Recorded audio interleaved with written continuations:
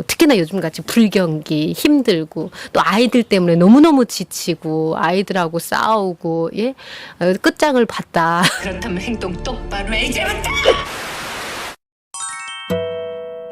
선물 같은 방송 박근아 TV의 박근아입니다. 지금 날씨가 비가 내리고 있어요. 내리다가 해가 잠깐 온 날씨, 이런 날을 뭐라고 호랑이 장가 간다고 하잖아요. 일부러 나왔습니다. 빗소리도 좀 들려드리고 싶었고 비에 젖은 잎새들이 이 푸르름이 얼마나 아름다운지 일부러 나왔는데요. 어때요? 보기 좋죠, 여러분? 지난 편에 자가 성장기 이런 말을 했더니 많은 분들이 공감해 주시고 개인적으로 또 이 톡도 보내주시는 분들이 꽤 많으셨거든요. 공감을 해 주시더라고요. 진짜 감사했습니다. 자가 격리기가 아니라 우리는 자가 성장기라고 생각하면서 이 시간을 좀 똑똑하고 현명하게 보내자라는 말씀을 드렸었어요. 그러다 보니 말한 만큼 저도 또 거기에 대해서 실천을 하게 되더라고요. 여러분들이 많이 공감해 주셨기 때문에 특히 교수님은 어떻게 그래서 이제 구체적으로 어떻게 보내고 계세요? 해서 오늘부터 좀 하나씩 제가 느끼는 것을 여러분하고 같이 공유를 좀 해보고자 합니다. 집에서 어떻게 성장하고 있는지 일단은 제가 집에 있다 보니까 뭐 하루 24시간 좀 모자랄 정도예요. 그 첫 번째로는 이 시기가 풀이 많이 올라오는 시기거든요. 그 예전에 한 1년 전 이맘때였던 것 같아요. 풀 잡초 얘기를 한번 해드린 적이 있었어요. 여러분 이런 날은요. 풀 뽑기가 아주 좋습니다. 비 오고 난 다음 날이거든요. 뽑는 방법 아세요? 뽑고 그냥 휙 던지는 게 아니라 휙 던지면 그 자리에 또 나오거든요. 풀을 뽑으면 그 자리에 흙이 따라 올라와요.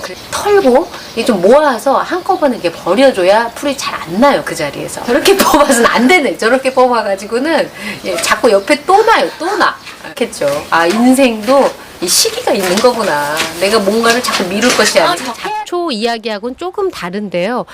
이 시기에 제가 집에서 하는 거, 잡초를 뽑아야만 합니다. 그래서 열심히 풀을 뽑고 있는데요. 뽑다가 제가 불현듯 그것을 발견했네요. 여러분, 풀을 뽑다 보면은요, 잘 뽑히는 게 있고, 정말 안 뽑히는 것이 있어요. 제가 막 신나게 뽑다가 풀을 이렇게 더미를 버리는 수레가 있어서 수레를 딱 뒤집어 봤어요. 왜냐면 평소에는 이렇게 엎어 놓거든요. 근데 이 수레를 딱 뒤집었더니 그 수레 속에서 풀이 자라고 있더라고요. 거기서 살겠다고 풀이 자라고 있더라고요. 가만히 들여다보니까 풀이 얼음풀이에요. 작은 풀이 아니라 엄청 컸어요. 길이는 거의 뭐 얼음풀처럼 무성하게 컸는데 색깔은 어린이 풀 같더라고요. 이제 막 올라오는 새싹 같은 굉장히 풀이 여리여리한 색깔 있잖아요. 그런 색이더라고요. 같은 풀인데 그 수레 속에 아닌 그 옆에서 난 풀들 있잖아요. 그 풀을 봤더니 그것은 역시나 얼음풀처럼 무성했고 색깔을 또 아주 진하더라고요.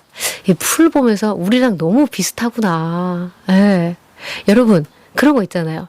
어른이 되긴 됐지만 겉모습만 어른이고 마음은 이미 어른이 안 돼 있는 상태. 어릴 적에 그 마음, 연약한 그때의 그 마음으로 살아가는 어른들. 그런 어른들이 많지 않을까 싶었습니다. 이 수레 속에 있는 이 풀은 어떻게든 살아보려고 간신히 버텨서 그만큼 자란 것 같아요. 그래서 저는 어쨌든 그 풀을 뽑아야 되잖아요. 뽑으면요 아주 쉽게 잘 뽑힙니다. 근데 같은 풀인데 그 옆에 햇볕을 엄청나게 받고 자란 풀은요 잘 안 뽑히더라고요. 같은 종류의 풀인데 뭡니까?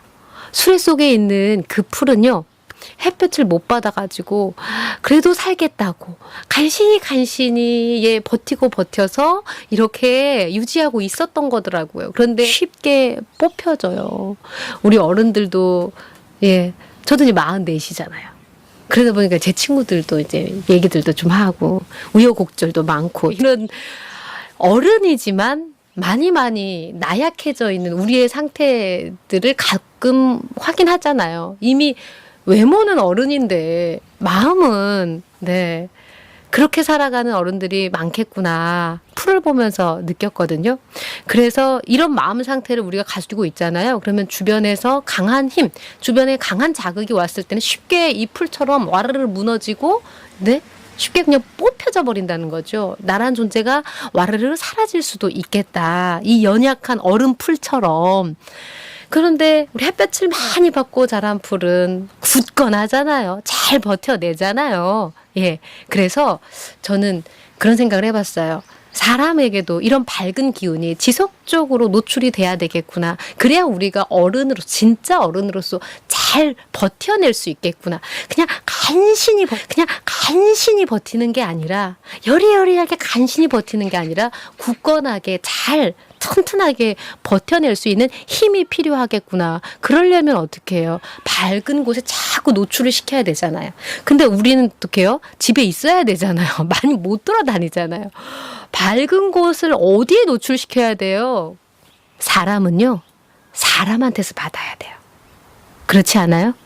풀은 햇볕이겠지만 사람은 사람으로부터 이 밝은 에너지를 받아 챙겨야 돼요.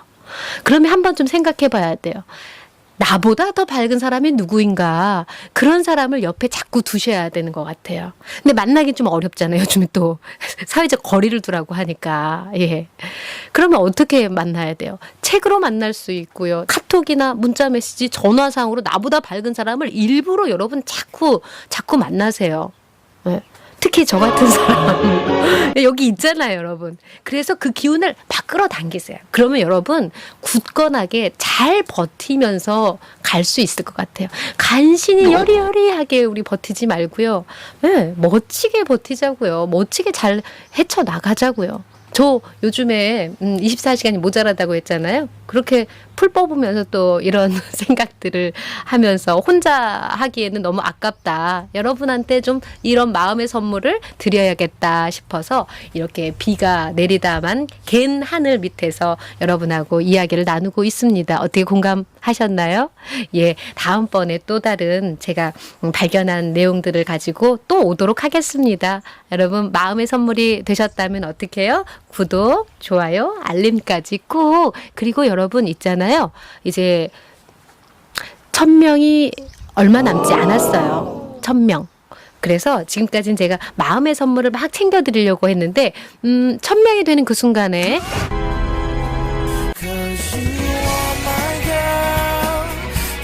1000명이 되는 그 순간에 제가 눈에 보이는 선물을, 마음의 선물을 담은 눈에 보이는 선물을 큰 걸로 준비해서 쏠려고 합니다.